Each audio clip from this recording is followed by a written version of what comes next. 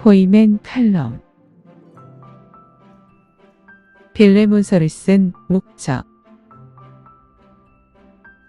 이제 빌레몬서인데요.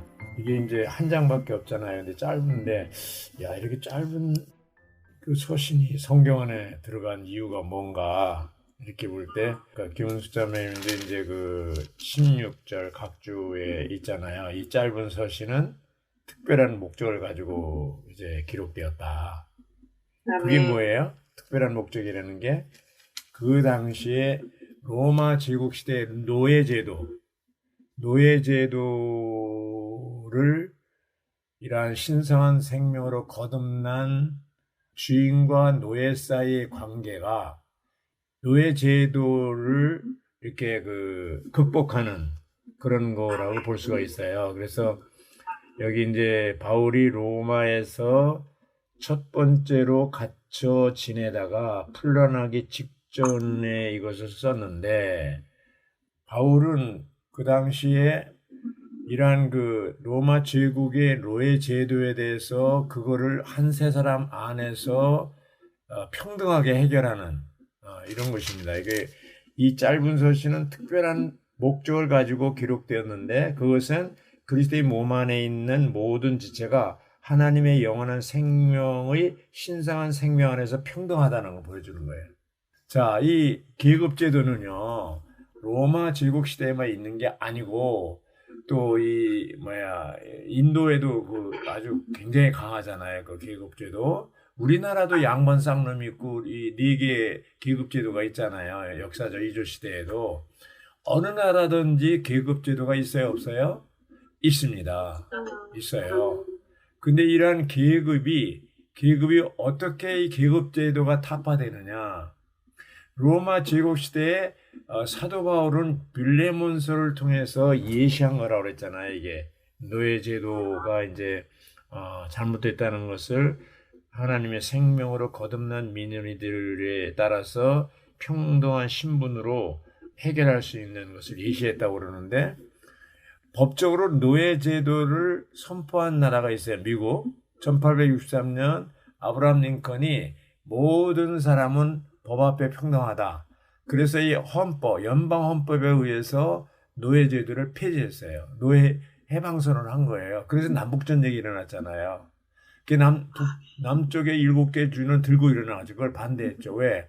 주로 이 이제 남쪽은 주로 농업하고 목화 농업으로, 북쪽은 대개 이제 공업으로 이제 발전하는 산업화되는 과정에 있는 주들이고, 그러다 보니까 이제 남북전쟁이 일어났는데, 결국 누가 승리하냐면 북쪽 링컨을 지지하는 사람들이 승리한 거예요. 그래서 결국 이제 법적으로 그때부터 노예 제도가 폐지됐잖아요.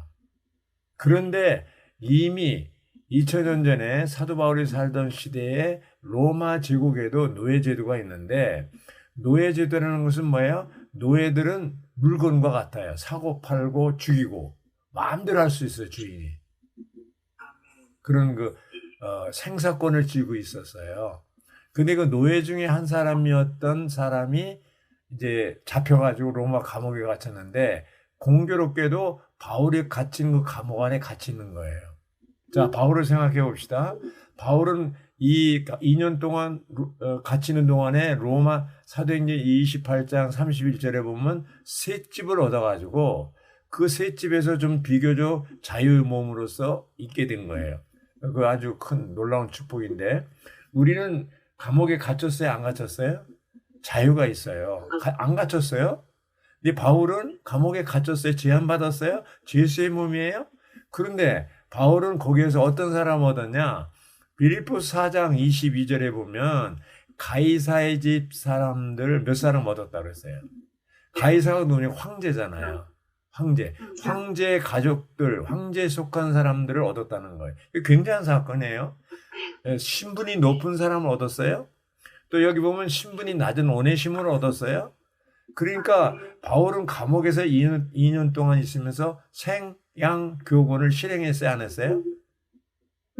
실행한 거예요. 거기서 왕국복음도 전하고 그리스도에 관한 것을 가르치고 그야말로 세기를 간 거예요, 바울은. 근데 우리는 감옥에도 안 갇혔는데 사람을 못 얻잖아요. 할 말이 없잖아요. 예. 그러니까 이제 우리 환경이 나빠서 못 얻는다 그렇게 말할 수가 없는 거예요. 바울 앞에서는. 바울은 아주 안 좋은 환경에서도 사람을 얻었어요. 자, 이제 2000년대 바울의 얘기죠. 워치마니를 봅시다.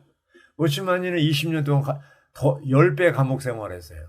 바울보다도 10배 감옥 생활했는데 거기 있을 때 워치마니도 어떤 젊은 형제를 얻었어요. 그래서 그 형제가 나왔어요. 추록했는데 사람들이 이제 형제가 됐죠. 감옥에서 워치마니를 만나서 물어봤어요. 워치마니 어떤 사람이냐 물으니까 뭐라 그랬어요? 워치마니는 열린 사람이다. 열린 사람이다. 그 말이 참 굉장히 그 의미가 깊은 말이잖아요. 열린 사람이다. 그러니까 워치마니도 감옥에서 사람 얻었어요. 자, 그러니까 우리가 핑계 댈 수 없는 게 내 환경이 나쁘기 때문에 내 좋지 않기 때문에 복음 전하기가 어렵다. 그 말을 할 수 있어요, 없어요? 없어요. 없어요. 그런데 바울이 이제 그 지금 이 서신을 쓴 때가 언제냐면 AD 64년경이에요. 그리고 아까 예경자매도 조금 얘기했지만 이제 아마 바울은 내가 이제 이 감옥에서 풀려나겠구나 하는 것을 이제 그 어떤 인포메이션 정보를 입수했나 봐요. 자, 그럼 풀려나면은 자기가 구원한 오네시모는 어떻게 곤란하잖아요. 그러니까 이제 그런 상황에서 바울은 오네시모를 본래 주인한테 돌려보내는 거예요. 본래 주인이 누구예요? 빌레몬이에요, 빌레몬. 빌레몬은 어떤 사람이냐? 거기 보면 이제 연구해 보면 빌레몬은 그 골로새에서 거주하는데 골로새 교회의 장로라고 그러죠. 그리고 골로새 교회가 어디서 모였느냐? 빌레몬의 집에서 모였어요. 여기 나오잖아. 처음에 1절, 2절에 그리스도 예수님께 갇힌 사람이 된 바울과 형제 디모데가 우리 사랑하는 동역자 빌레몬과 빌레몬의 자매 아비아와 우리의 전우 아키포 아들이죠. 그대의 집이 누구예요? 빌레몬의 집에서 있는 교회에게, 바로 골로새 교회죠. 참 놀랍지 않습니까? 건물을 안 지어도 바울도 새 집에서 복음을 전했고 빌레몬도 자기 집에 골로새 교회가 빌레몬의 집에서 모였어요. 빌레몬에 있는 집에. 로마 교회는 어디서 모였냐? 로마서를 썼을 때 이제 그 바울이 이제 3차, 4차 전도 여행이라 볼 수도 있겠죠. 예수의 몸으로 로마에 왔는데 그 전에 이미 바울이 이 감옥에 갇히기 전에 로마서를 썼잖아요. 거기 보면 누구예요? 브리스길라와 아굴라의 집에 있는 교회라고 그랬어요. 로마 교회가 어디서 모였어요? 그 집에서 모였어요. 브리스길라 아굴라의 집에.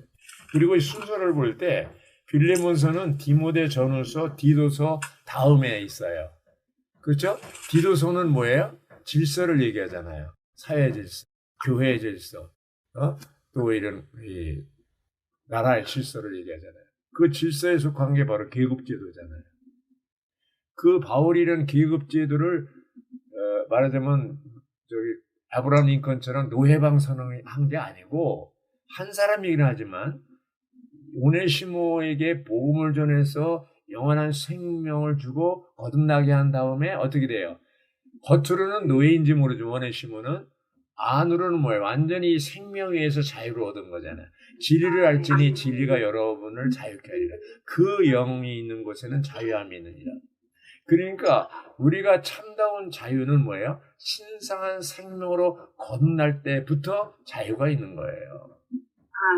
자, 자매님들은 자유가 있어요, 없어요? 이전에 800일장가 불렀잖아. 이전에 멀리 있던 어둠 속에 살았잖아요. 네, 흑암에 있었잖아요. 근데 지금은 빛 가운데 있고 죄와 사탄에게 매여 있었지만 사탄의 종노릇을 하고 있었지만 지금 거듭난 후에 생명으로 거듭난 후에 어떻게 돼요? 자유가 있고 어둠이 아니라 빛 가운데 있고 사망이 아니라 생명 안에 살고 있잖아요. 우리는 이것이 이제 지금 이렇게 살고 있어서 이게 어떻게 이제 그러다 보니까 된 것처럼 하지만 굉장한 사건입니다. 굉장한 사건이에요. 우리가 거듭나고 이러한 교회 안에서 몸 안에서 생활한다는 것은 엄청난 축복이고 하나님의 은혜예요.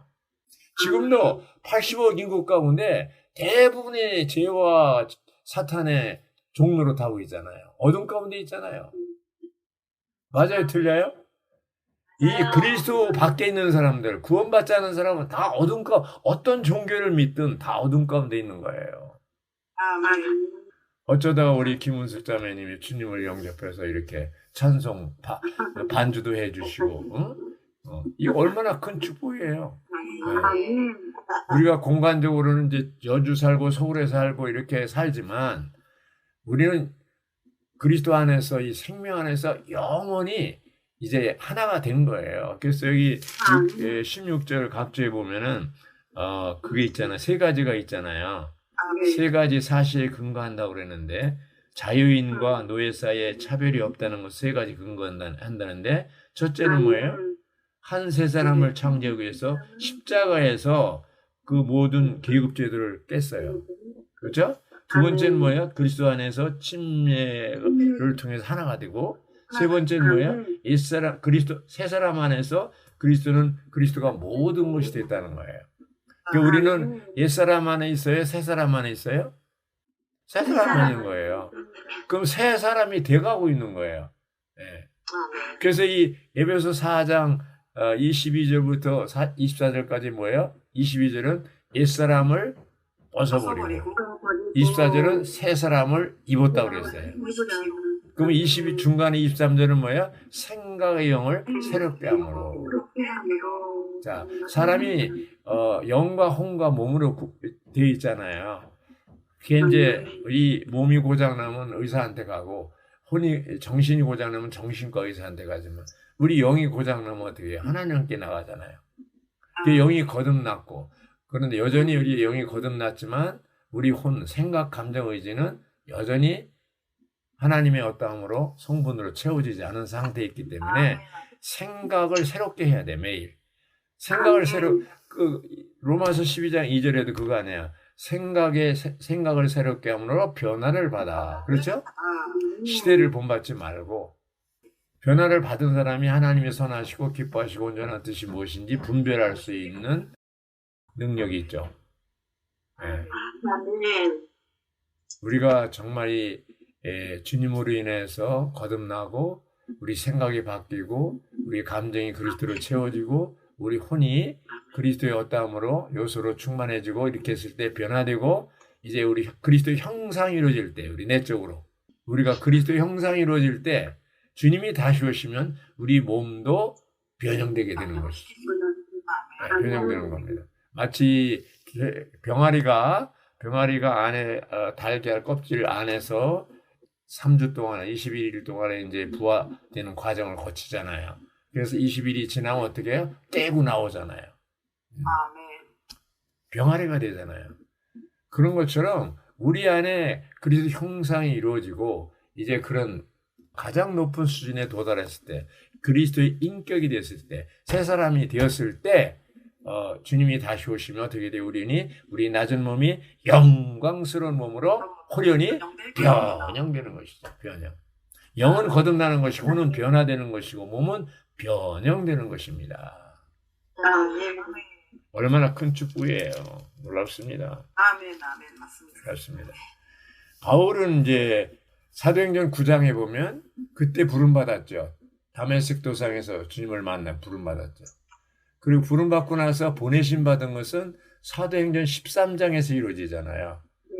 그 9장과 13장 부름받고 보내심 받는 그 기간이 얼마 걸린지 아세요? 11년 걸렸어요. AD 34년에 부름받고 AD 45년에 보내심 받았어요. 그 부름받은 지 34년이고 여기 빌레몬서를 썼을 때는 AD 64년경이에요. 그러니까 30년이 지났어요. 30년이 지났습니다. 그래서 이런 걸 볼 때 세월이 흐르고 이제는 바울이 그리스도의 어떠함으로 조성되고 그리스도의 인격으로 바뀌고 이러기 때문에 바울은 가는 곳곳마다 그것이 감옥이든 어디든 간에 가는 곳곳마다 열매를 맺었어요. 아주 상류층 사람들도 또 이 하류층 사람들도 예수님이 그랬잖아요. 예수님이 니고데모도 얻고 또 이제 요한복음 4장에 보면 아주 그 여자도 부도덕한 사람도 없잖아요. 또 창녀도 없고, 그렇죠? 어부도 없고, 누구든지 예수님을 만나기만 하면 다 구원받잖아요. 근데 바울도 가는 곳곳마다 심지어는 노예로서 감옥에 갇혀 노예가 아니라 죄수로서 예수님의 노예죠. 죄수로서 감옥에 갇혀 있는 동안에도 복음을 전하고 구원시키고 왕국 복음을 전하고 담대하게 전했다고 그랬어요. 그리고 셋집에서 사람들을 환영하고 환영한다는 말이 참 두르더라고요. 예. 그 가정을 열고 우리가 뭐예요? 우리의 가정은 뭐예요? 부부가 뭐 행복하게 사는 그런 게 아니고 우리 가정은 복음 센터가 돼야 되는 거예요. 사람들을 환영하고 반기고 해서 이제 왕국 복음을 전하고 이렇게 이것이 이 집 저 집에서 초대교회.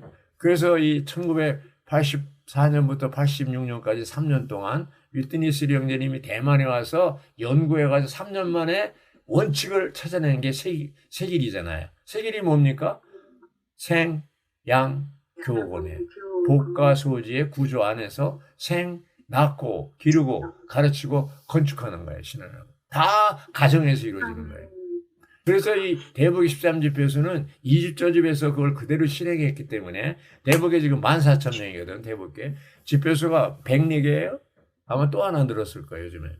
그런데 그것이 그중에 3분의 1이 대복 13집회소의 그 세계 실행, 이 집 저 집에서 모이고 복음 전하고 이것에 의해서 확장된 거예요. 확장된 겁니다. 그래서 우리가 정말 이 빌레몬서를 이렇게 추구하고 이렇게 하는 것이 빌레몬서 계급제도를 타파했다.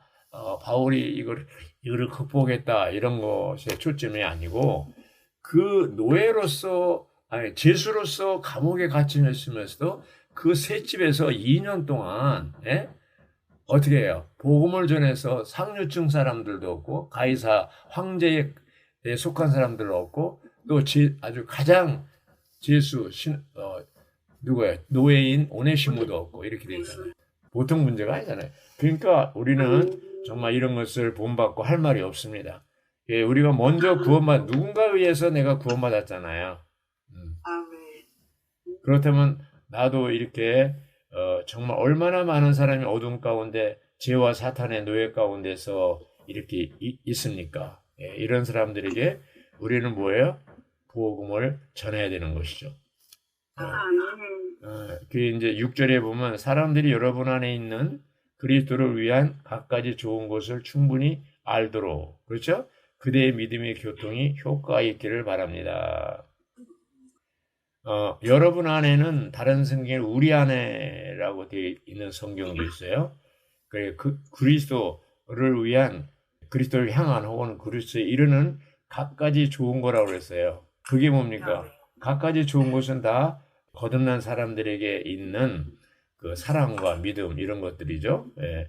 그래서 이런 것들을 우리가 가지고 있다면 그런 믿음을 가지고 있을 뿐 아니라 다른 사람에게 이것을 나눠주라는 것이죠. 그 7절에 보면 바울이 빌레몬에게 왜냐하면 성도들의 속 부분들이 그들을 통하여 빌레몬을 통하여 상쾌해짐으로 말미암아 이게 상쾌해진다는 말이 기쁘게 됐다는 거죠. 위로를 받았다는 거죠. 내가 그대의 사랑에 대하여 큰 기쁨과 격려를 받았기 때문입니다. 형제님 이렇게 했어요. 그러니까 그 바울과 빌레몬은 어떤 사이예요? 골로새에 가서 바울이 복음을 전해서 거듭나게 한 것이 빌레몬을 얻은 거잖아요. 그러니까 그가 장로라는 것은 그만큼 그 집에서 모였다는 것은 아주 빌레몬이 자신을 다 드리고 헌신하고 정말 성도들을 사랑하고 그 믿음 안에서 사랑과 믿음으로 성도들을 기쁘게 하고 상쾌하게 했다는 얘기 아닙니까? 네, 그거를 바울이 인정했어야 하나 인정한 거예요. 실제로 인정했습니다. 그러므로 8절 내가 그리스도 안에 매우 담대하게 합당한 것을 그대에게 명령할 수도 있지만 이런 생명의 관계에서 명령할 수 있지만 그렇게 명령하는 스타일로 하지 않겠다는 거죠. 여기 보면 바울이 뭐라고 그랬어요? 나이 많은 사람이며 늙은 사람으로서 거기다가 지금은 예, 갇힌 사람으로서 그렇죠? 그대에게 간청한다고 그랬어요. 참 얼마나 겸손해요. 그러면서 10절에 내가 갇혀 있는 동안에 첫 번째 투옥된 거죠. 낳은 아들이라고 했어요. 그래서 오네시모를 두고 그대에게 간청합니다. 예. 그래서 두 기간에 조금 전에 얘기한 것처럼 가이사의 집 사람들, 황제에 속한 사람들도 얻었고 이렇게 신분이 낮은 오네시모도 얻고 예. 그러면서 뭐라고 그래서 11절에 그가 전에는 무익한 사람이었으나 지금은 나와 그대에게 유익한 사람이다. 그리고 이 오네시모를 내가 그대에게 오네시모를 돌려보낸다. 그는 뭐야? 내 심장과 같은 사람이라고 그랬어요. 다른 성경에 보니까 뭐라고 번역했냐면 분신, 나의 분신과도 같은 사람이다. 그렇게 얘기했어요. 여기 이제 각주에 보면은 내적인 애정, 부드러운 마음, 불쌍히 여기는 마음과 그런 걸 상징한다고 그랬어요. 심장이. 어쨌든 굉장히 오네시모를 사랑하고 이렇게 했잖아요. 내가 오네시모를 이렇게 노예 신분이지만 그를 거듭나고 형제로서 끔찍이 사랑하는데 사실 내 곁에 두고 나를 뒷바라지하고 그렇게 하고 싶지만 13절은 그랬잖아요. 복음을 위하여 갇혀 있는 동안에 그를 내 곁에 두고 그대를 대신하여 나를 돌보게 하고 싶었지만 이제 내가 조금 있으면 이제 나갈 것 같다. 추록할 것 같다. 그대에게 돌려보내니까 오네시모를 대하는 것이 나를 대하는 것처럼 좀 대하고 과거의 그런 노예로서 대하지 말고 형제로서 대하고 이렇게 이제 얘기한 거예요. 그러면서 아주 돌려보내는 이유를 얘기는 누가 15절을 한번 읽어주실래요? 15절? 아멘. 그가 잠시 그대에게서 떠나 있었던 것으로 말미암아 아마도 그대가 그를 영원토록 완전히 얻을 수 있게 되었는지도 모릅니다. 예, 아주 이게 참 해석이 좋은 거예요. 이 오네시모가 이제 도망 나왔어요. 도망갔는데 바울을 만나서 구원받았어요. 그렇다면 잠시 이렇게 떠나 있는 것이 내가 이제 오네시모를 돌려보내는데 이렇게 형제로서 구원받고 당신은 골로새 교회 장로이며 당신 집에서 교회가 모이는데 또 하나의 형제가 되는 거 아니냐. 이게 하나님 앞에서나 나에게나 빌레몬 당신에게나 아주 유익한 거 아니냐. 이렇게 이제 해석을 한 거예요. 예. 그래서 주한 형제님이 항상 그러죠. 나쁜 것이 나쁜 게 아니고 좋은 게 좋은 게 아니라고. 예. 환경이 올 때 나쁜 것이 나쁜 게 아니고 좋은 게 좋은 게 아니라고. 그거를 바울은 로마서 이제 8장에서 협력하여 선을 이룬다는 말을 했잖아요. 네, 협력하여 선을 이룬다고. 그래서 16절에 그랬잖아요. 그는 더 이상 이제 노예가 아니다. 노예를 초월한 그 이상의 사랑받는 형제다. 특별히 나에게 있어서 그가 형제라면 더욱 육신적으로 영적으로나 다 그대에게는 더하지 않냐. 그를 이제 받아들이라는 것이죠. 예. 할렐루야.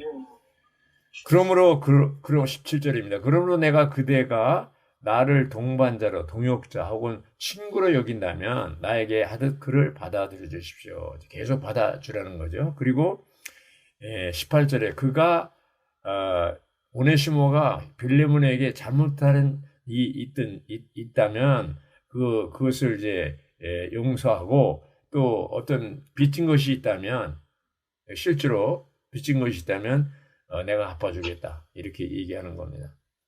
그리고 바울이 여긴 친필로 썼네요. 이거 친필로 쓴다는 게 굉장히 그 의미가 있네요. 내가 다시 한번 강조하는 거예요. 내가 하여튼 오네시모에 대한 어떤 거 다 갚겠다.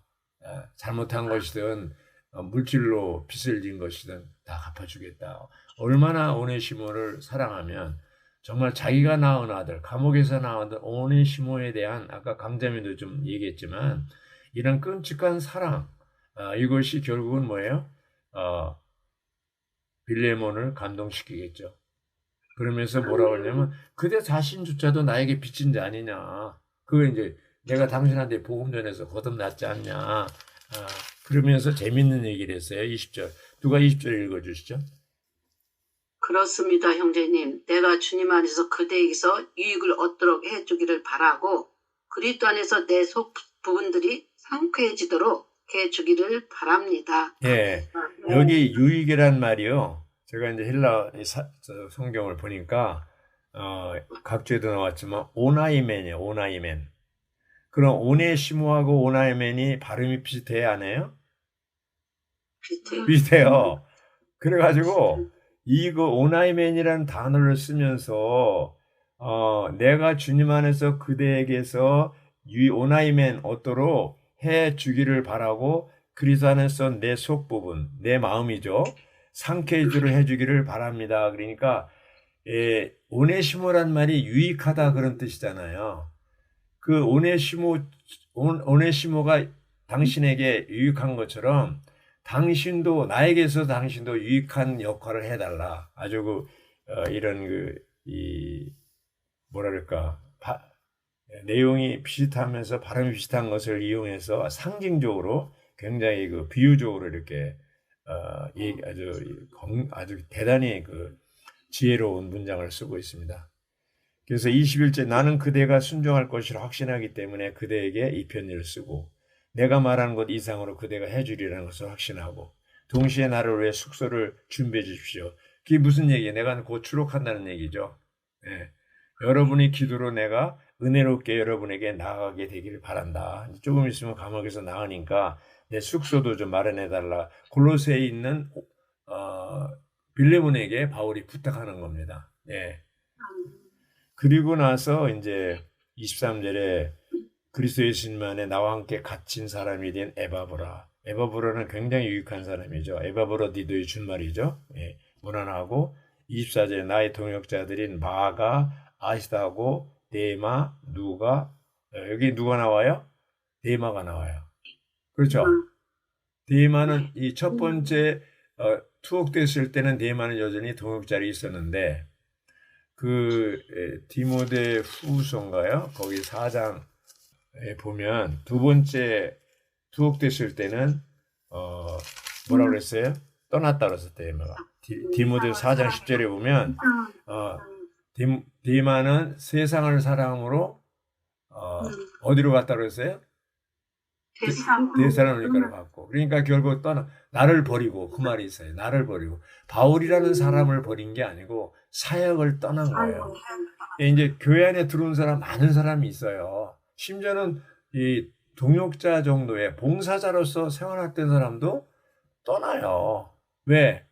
세상을 사랑함으로. 세상 사랑하는 게 돈을 사랑하는 거예요. 예. 어제 제가 이제 옥천에 충청북도 대전 옆에 있는 옥천에 갔는데 거기서 영동에 있던 또 브라질에서 몇십 년 동안 생활했던 형제를 만나서 교통하는데 당유란이나 타이타스주나 유동군이 자주 만났다는 거예요.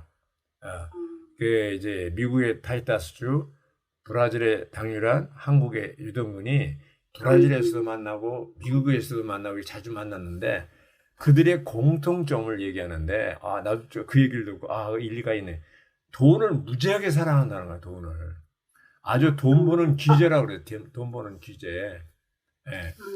그래서 이제 이런 걸 볼 때 디모데 후서 3장이 생각나더라고요.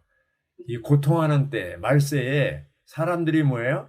자기를 사랑하고 두 번째, 돈을 사랑하고, 쾌락을 사랑하고, 이렇게. 자기를 사랑하는 사람은 돈을 사랑하는. 그러니까 타이타스주나 당유란이나 유동군이 다 자기 사역을 한 거예요. 그러면 그 외에도 많은 사람들이 회복 안에 들어왔다 떠나는데, 가만히 보면 어떤 비즈니스 때문에, 이제, 대마처럼 그렇게 가는 거예요. 세상을 살아가는 거. 자, 주님이 오셔야 안 오셔요? 언제 오셔요? 곧 오시는데 지금 이제 세상 왕국이잖아요. 사탄이 다스리는 왕국이 그리스도의 왕국으로 전환된 그 시점에 우리가 와 있어요. 표준인 이스라엘 나라의 표준이잖아요. 주님이 오시는 거에 대해서.